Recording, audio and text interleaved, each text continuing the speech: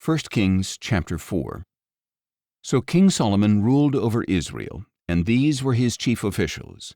Azariah son of Zadok was the priest. Elihoreph and Ahijah the sons of Shisha were secretaries. Jehoshaphat son of Ahilud was the recorder. Benaiah son of Jehoiada was in charge of the army. Zadok and Abiathar were priests. Azariah son of Nathan was in charge of the governors.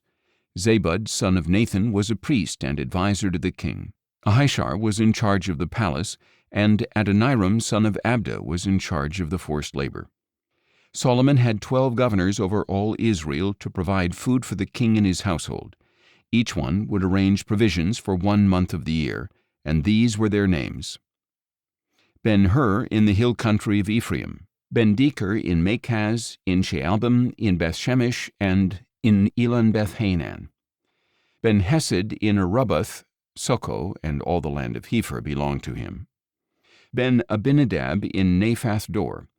Taphath, a daughter of Solomon, was his wife. Baana son of Elihud in Taanach, in Megiddo, and in all of Bethshean next to Zarethan below Jezreel, from Bethshean to Abel-Meholah, and on past Jokmeam. Ben-Geber in Ramoth-Gilead. The villages of Jair son of Manasseh in Gilead belonged to him, as well as the region of Argob in Bashan with its 60 great cities with walls and bronze bars. Ahinadab son of Iddo in Mahanaim. Ahimaaz in Naphtali. He had married Basemath, a daughter of Solomon.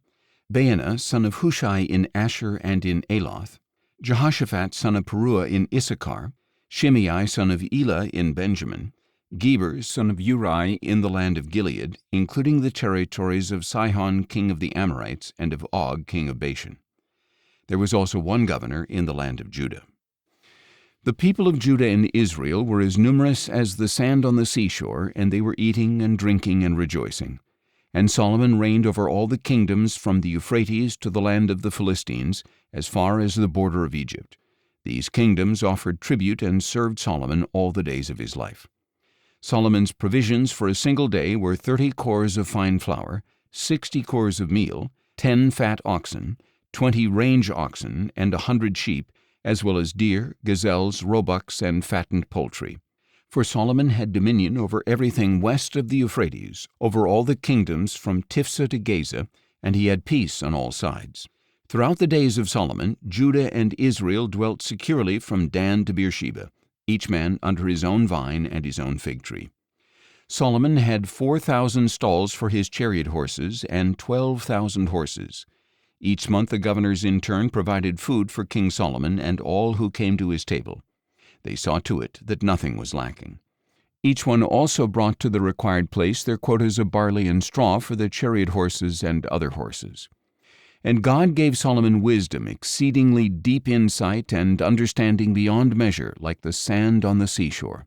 Solomon's wisdom was greater than that of all the men of the East, greater than all the wisdom of Egypt. He was wiser than all men, wiser than Ethan the Ezrahite, and wiser than Heman, Calcol, and Darda, the sons of Mahol.